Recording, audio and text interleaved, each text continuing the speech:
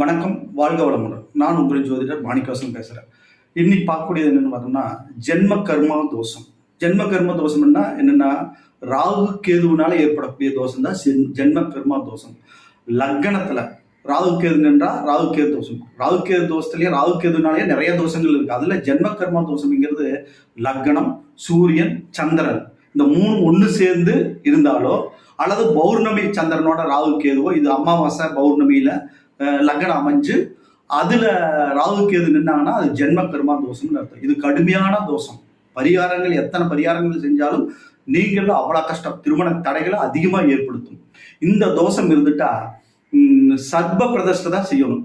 ஏன்னா சிவன் பார்வதி, சூரியன்னா சிவன், சந்திரன்னா பார்வதி தேவி, இவங்களுடைய பிரதிஷ்டை கணபதிக்கு லெஃப்ட் ரைட்ல பிரதிஷ்டை பண்ணி வழிபாடுகள் செஞ்சு அன்னதானம் பண்ணோம்னா நிவர்த்தி அடையறதுக்கு 100% வாய்ப்பு இருக்கு.